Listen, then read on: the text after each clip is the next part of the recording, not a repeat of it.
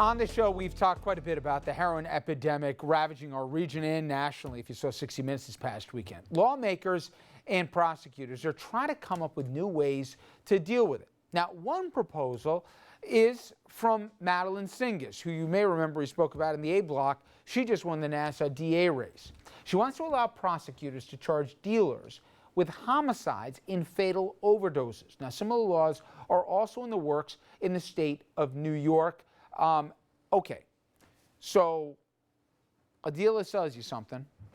Dan, should the dealer have culpability? Obviously, it's an illegal transaction. He's giving you something that is deadly, that he knows and you knows in an overdose capacity. Should he or she bear culpability, including facing homicide charges, if you die from using it?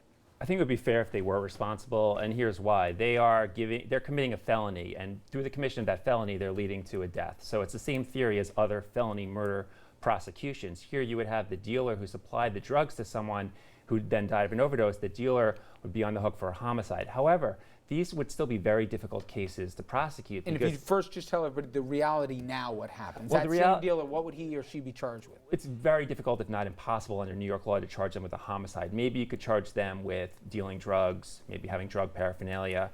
But these cases of homicide would still be difficult because the person who died of an overdose obviously can't testify. The dealer's not going to be cooperative, and other people who might be witnesses are going to be reluctant to testify against their dealer, who they're dependent on to get the drugs that they're addicted to. So these are difficult cases. So people shouldn't think this is going to solve the heroin epidemic, but I think it is a step in the right direction. There are laws on the books. You know, in federal law, under Section 2D of the guidelines, if you are convicted of possession with intent to distribute a controlled substance that results in death, it becomes an automatic statutory 20-year minimum, mandatory minimum. So it is there. The problem for me is proof.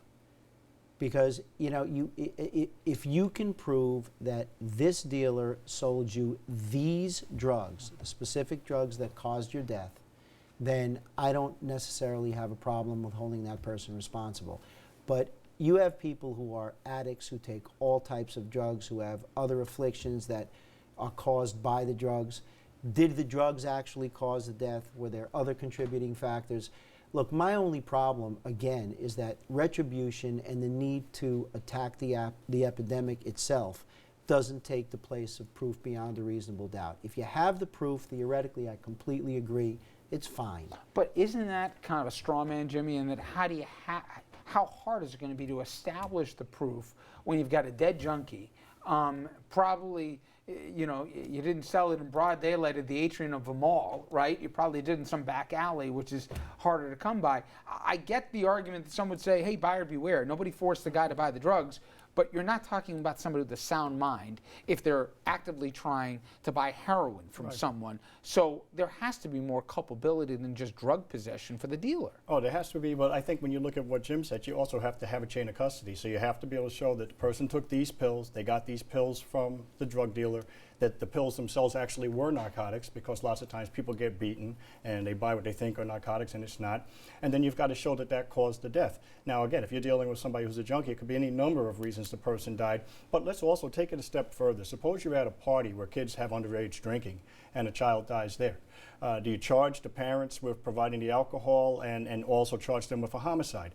You look at home and watch commercials. I hear you, but there is a difference, isn't there, Dan, when you talk about heroin, which is one of, if not the most lethal drugs out there. There's no manageable consumption model for heroin. Alcohol, we don't want our kids drinking it, but it doesn't lead to automatic death in many cases. Certainly doesn't lead to addiction and everything else.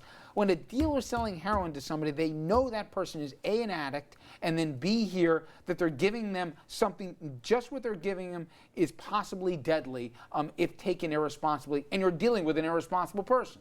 Right, and you're also charging someone with a homicide who's committing a dangerous felony even without the person dying. So we're going after people, if we have these laws, who are really preying on people who are addicted. And with more and more heroin overdoses happening in Westchester, throughout New York State, I think lawmakers are trying to come up with new ideas and new laws to stop the problem, because more and more people are dying. Although this problem's existed before it was just heroin, and heroin tends to be Right. affecting a different But I community. know- When it but was crack, we didn't talk about the same but thing. I can only tell you from, and again, dealing with the cops, dealing with the DAs, dealing with the families that have lost ones, dealing with the surviving addicts and everything else, the scourge of this drug and the fatalities, and the fact that we're giving our cops Narcan, which we should, because they're running into so many overdoses in the course of their jobs, is a testament to just how this drug has exploded. Now, we want you at home to get involved in our conversation.